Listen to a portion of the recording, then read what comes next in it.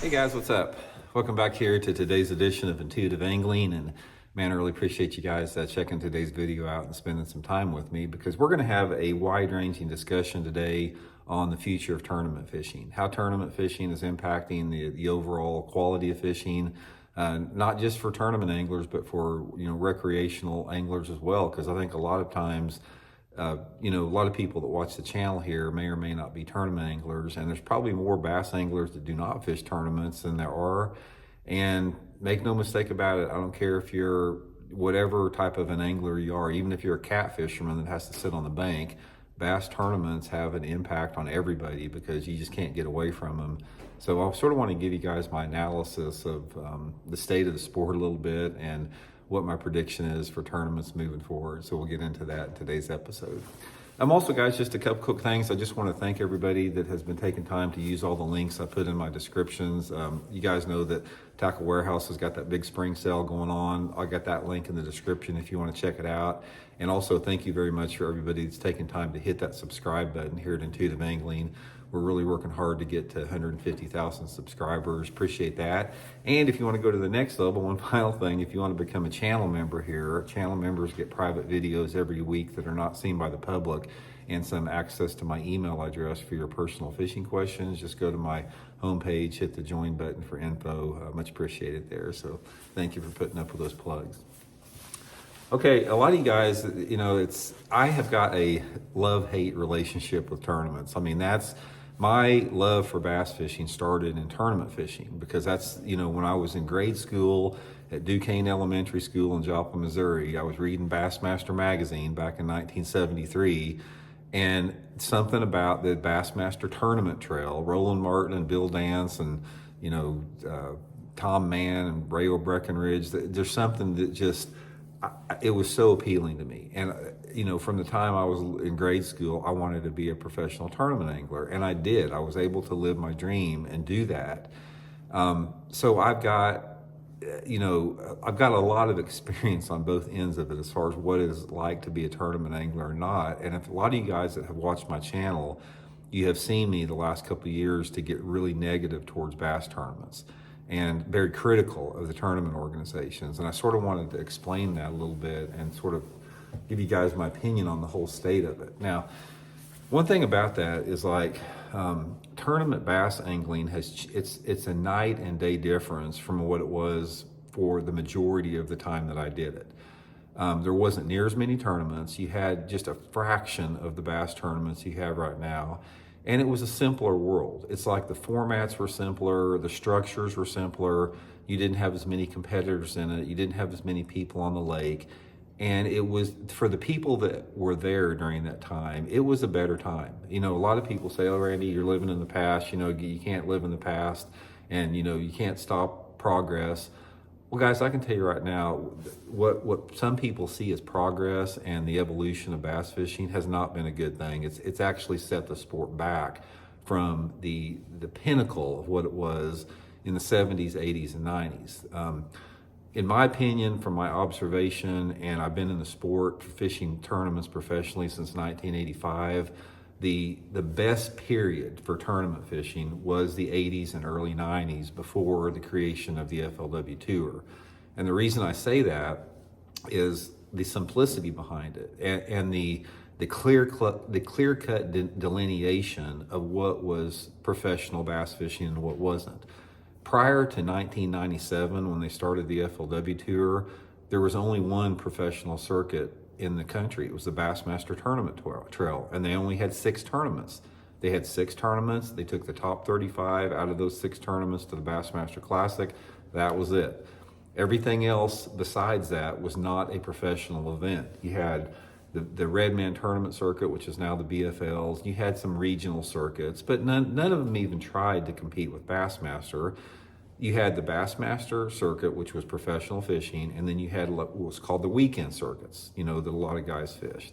And it was a perfect world, man. It was the best time in fishing. It was like a good time to make a living as a pro fisherman. It was a good time to, if you wanted to be a professional fisherman, you knew what you had to do. And then at the same time, most people that worked a normal job, they could still, feed those competitive juices on the weekend by fishing the local tournaments. It was just the best thing. And then what has happened since 1997 is we've had an explosion of tournament organizations, both on all levels, professional organizations, AAA, weekend, way too many tournaments out the butt. It's just absolutely insane. And what that has done as far as the future of the tournament fishing, it has diminished the sport overall, what it is, in a lot of different ways. The first thing that it has diminished is the ability of somebody to create a career out of professional bass angling. It's like there's more and more people, there's more and more competition, there's tons of different, quote, professional circuits out there. Nobody knows what the heck is a professional angler anymore. Sponsors don't care about professional anglers anymore because there's so many professional anglers. The Bassmaster Classic and all of the other championships like the Forest Wood Cup and the Red Crest, it doesn't mean anything to qualify for those things because there's so many people. It's like a revolving door, in and out, in and out.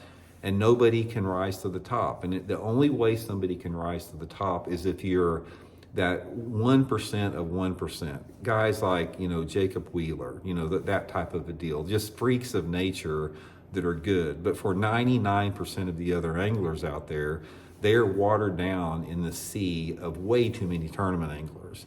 So from the point of it being good for the individual tournament angler, it has not been, because right now in 2025, it is more difficult to make a living as a professional bass angler than it has ever been, ever, simply because the sponsorships are not there.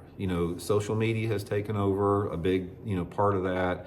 And like I said, simply the fact that there are too many tournaments and too many bass anglers, the sponsors there's no value to them with that, because it's just too much. It'd be like, for example, in Major League Baseball or something like that, if there was 100 different teams out there, and it's like there's nobody that could ever stand out, no fan favorites. So we just got to that point. So here's the thing about it is that, what does the future of the sport look like? What is the future of bass fishing going to be in tournament competition? Now, one thing I will say, bass tournaments are not going to go away. Simply the reason it's addictive. I can say that because I have been part of that addiction before, because if you love to bass fish and you love to gamble, or if you have a competitive nature about you, there is like an addictive factor to bass tournaments that cannot be denied. People will lose everything. They will lose their finances, they will lose their house, they will get divorces, they will lose their family to chase that rush of doing good in a tournament. Sometimes, guys, the biggest curse that a bass angler can ever have is doing good in a tournament or winning a tournament, because once you win a tournament, a big tournament, you want that again. That experience is so powerful that you will do anything to get that. You will sacrifice friends and family and money and relationships in order to chase that feeling, the same way with somebody that has a gambling addiction. And that is sort of the dark side of tournament fishing, but that is what keeps people fishing tournaments. Prime examples, let's look like a weekend buddy circuit, like a buddy team circuit or whatever like that. How many people out there have gone out and they'll spend $1,000 to fish for a weekend to win $300 or $400, but they get that $300 or $400 check and it's the sense of accomplishment, even though they lost money, and that is the draw of tournament fishing. That's the paradox of tournament fishing, and the fact that it's a money pit.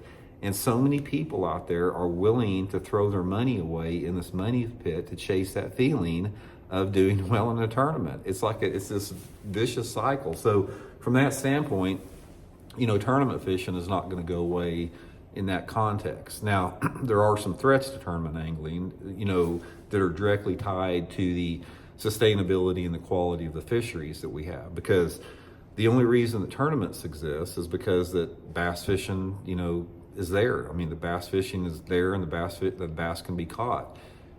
One of the biggest threats to the future of tournament fishing is, again, the sustainability of the fisheries, which come from overfishing, overuse, pollution issues, advanced technology like live scope that diminishes the fisheries. There's a lot of different challenges to that. So what that looks like in the future, that is a very, very gray area, because one of the things about it is fishing gets more popular and there's more people in it. It puts more pressure on the fish. The fish get more educated. They get more difficult to catch.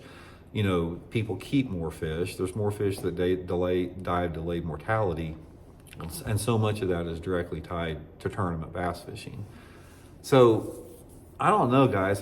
This entire evolution of the way tournament fishing has got in 2025, it's very unsettling to me, because it's not, you don't have this innocence about it. And I keep referring to that. A lot of you guys hear me talk about the innocence and the tradition and the history of bass fishing, but there's something behind that is so powerful that you can't deny. But a lot of people have this attitude that, so what? It's like, so what if you had a period of time in tournament fishing where everything was perfect, and then you evolved to that, but you are able to go back to that perfect state, but no, people don't want to do that. They want to keep moving forward in an imperfect state. And every time that you have an advancement, and every time there's more people in the sport and more tournament organizations and more tournaments, it diminishes that innocence and that the specialness about bass tournaments. So in my opinion, we have got to have stricter regulations as far as the number of tournaments on a lake and everything about it. And right now, there's no oversight in tournament fishing. There's no oversight committee that governs what tournament people can and can't do in tournaments. From my experience, the people that are in control of having tournaments on a lake, like the Water Patrol and the Chamber of Commerce and the lake managers and people the local authorities that actually issue permits, that's like the fox guard and the hen house, because I have not seen any of those people that put a premium or a priority on the safety or the sustainability of the fishery. They just want those dollars coming in to the local economy from people buying gas and buying food and, you know, fishing on the lake. And until we have a shift away from that, you know, what the future looks like on that is there's not anything that we can benefit from that. So I don't know. It's hard to explain sort of what I'm talking about in the video here as far as the future of tournament fishing. But I think one of the overriding themes of this, it's like we've got to the point where we have loved it so much that it's hurting us. It's like we're loving it to death. You know, our lakes are overfished, they're overused, there's too many tournaments. It's like everything's getting more expensive. It's the simplicity is gone from it. And it's like, if I could just take, this is what I would love to do right now. I would like to take like the upper management at Bassmaster, or I would like to take some 20, 25-year-old kids and transport them back to like 1985 and be able to experience the bass fishing era with Ray Scott and Forrest Wood and the pioneers of the sport and that simplicity that existed around the sport. If they could actually see that and feel that, they would see that's a better world. And what we have created now, it's like, I don't know if there's any going back from it, because when you put people in position of power that can make a little bit of money about doing something or building something or growing something, you know, it doesn't make any difference if it's the right thing or not. It's just like all these developers around the country that are just destroying wildlife habitat at an alarming rate to put up subdivisions and mini malls and smoke shops and convenience stores without any concern whatsoever about the future sustainability of wildlife habitat. It's the same thing in tournament angling. It's like there's a truth to the fact that humans destroy everything they touch, and there's very few humans there are some out there, but there's very few humans out there that have the foresight and the vision to say, hey, we can't do this. We look at the path we are on. We are on a path of self-destruction. And unless we go back in time and set a baseline for how we're going to operate from, it's not going to be sustainable. And that's what we have seen in tournament fishing right now. We have gotten rid of that baseline. We've gotten rid of the economic baseline, the equipment baseline, the number of events and anglers baseline. We've gotten rid of all that. And I can tell you right now, guys, if somebody that's done this, I have done this for a living. I've been able to put food on my table and pay my bills since 1985 in the bass fishing industry, mainly fishing tournaments. I've been there, I've done that. I'm not somebody that's just talking out their butt here. I've seen it and I've lived it. And I can tell you right now that the state of tournament fishing in this country is at an all-time low from what I have seen in over 40 years. And I'm concerned about that. I'm concerned about that because of the lack of awareness of the people that are in positions of power that control those levers. And for the most part, what I see is those people that are in positions of power within the tournament organizations to control those levers, they are either apathetic or ignorant or greedy. It's one of the three. They're either greedy, that they're going to make money on their little deal, what they got going on, regardless of the impact that their little project is having, or they're apathetic and they just don't care one way or the other. They don't have any concern for the sustainability of their future. It's like what they can get here and now, or they're just stupid to the fact of what's going on. A lot of those people that are stupid to the fact have not been around prior to what I'm talking about. So I don't know, guys. Like I said, I am just like, I'm really frustrated, like a lot of anglers are, with the state of the sport we have right now. We are creating a state of tournament bass anglers in this tournament that is it's an elitist activity on the top level. I mean, most top level tournament circuits right now, you cannot compete in them unless you're financially independent to a large degree, or if you're in a position where you're living, in your mom and dad's basement and you don't have a girlfriend, you don't got nothing, you got no expenses, and, you're scraping by. But for the most part, it's very difficult road to hoe to make a living as a professional angler. It's more difficult than it has ever been in the history of the sport. And again, a lot of it has become from the examples that I just gave you in this video. So I don't know if that makes sense, just sort of a rambling video here on just sort of a few thoughts I wanted to throw out to you guys. And one of the things about it that's really sad to me is, like, I love tournament bass fishing and I love bass fishing, and I've wanted to be a pro fisherman my whole life, and I understand what it's like for somebody to have that desire to fish tournaments. I do. But the point I'm trying to make in this tournament is, in this video, is that you can do that and you can still maintain the sustainability and the innocence of the sport. But our sport, and I will say this right now, is not in good hands right now. From all the people that I have had, guys, I've been privy to be close friends with the upper management of people within Bassmaster and FLW back in the 90s and early 2000s. I was in that group right there. And I can see from what I see right now, the people that are in positions of power within the tournament world they are so out of touch with the reality of everything compared to what they were, 25, 30 years ago. And I just don't like to see that at all. So anyway, guys, just a few thoughts there. Let me know what y'all think about it. Appreciate you tuning in. We'll talk later.